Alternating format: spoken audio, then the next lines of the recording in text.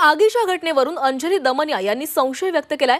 आग लावली की ती लागली की लावली गेली असा प्रश्न उपस्थित करण्यात आलेला आहे।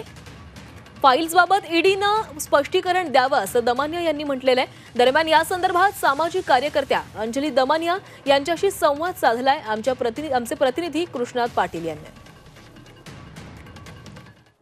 सामाजिक कार्यकर्त्या अंजली दमनिया आपल्यासोबत आहेत। काल ईडीच्या ऑफिसला जवळपास 10 तास आग धुमसत होती। या आगीमध्ये अनेक महत्त्वाच्या फाईल्स डॉक्युमेंट्स या जळून खाक झालेले आहेत।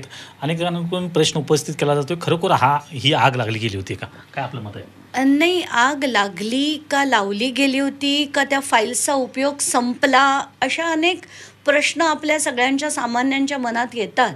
कारण ज्यांच्या फाईल्स होत्या त्या आत्ताच्या घटकेला ती सगळीच माणसं सरकारमध्ये आहेत, त्यामुळे आता त्या फाईल्सचा उपयोग संपला आहे म्हणून ती आपण कसं आहे की गोष्ट नको असली की ती जाळून टाकतो, तसा काही प्रकार झाला आहे का अशी शंका देखील मनात येते।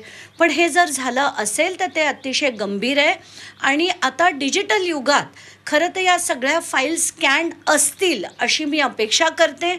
आणि जेव्हा जर कोर्टात कुठल्याही कोर्टात जर ईडीने हे उदाहरण देऊन जर सांगितलं कोर्टात की बाबा आमच्याकडनं त्या फाईल्स नाही आहेत, त्या जळाल्या आहेत, तर मात्र सगळ्यांना आपल्याला परत उभं करून हा लढा देत राहायला लागणार आहे। आणखी एक शंका उपस्थित होती की ईडीच्या कुठल्याही अधिकाऱ्याकडून अद्यापपर्यंत तक्रार दाखल केली गेली नाही किंवा पोलिसात कुठल्याही प्रकारची माहिती दिली गेली नाही की अशा प्रकारच्या किती फाईल झालेल्या आहेत, कुठल्या केसेस आहेत, त्यामुळे आणखी शंका थोडी उपस्थित होती। नाही, आताच्या घटकेला त्याची खरंच जसं माहिती आलेली नाही आहे, त्यामुळे शंका नक्कीच उपस्थित होते। आणि खरं तर ताबडतोब ईडीनी स्टेटमेंट द्यायला हवं होतं, एक संध्याकाळी एक प्रेस रिलीज द्यायला हवं होतं।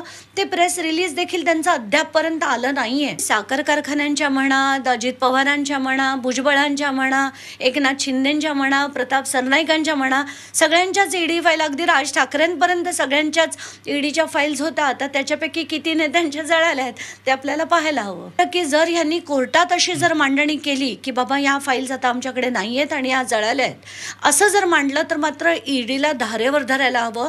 कारण आता डिजिटल युगात सगळेच जण स्कॅन्ड फाईल्स वापरतात आणि ह्या सगळ्या फाईल्स जर त्यांच्याकडे स्कॅन डिजिटल नसतील तर मात्र ईडीला नक्कीच धारेवर धरण्याची गरज आहे। मग मात्र कोर्टात जायलाच हवं आपल्याला, अशी माझी भूमिका असेल। पुढील जर्नलिस्ट नरेश मंचलसह कृष्णात पाटील, झी मीडिया, मुंबई।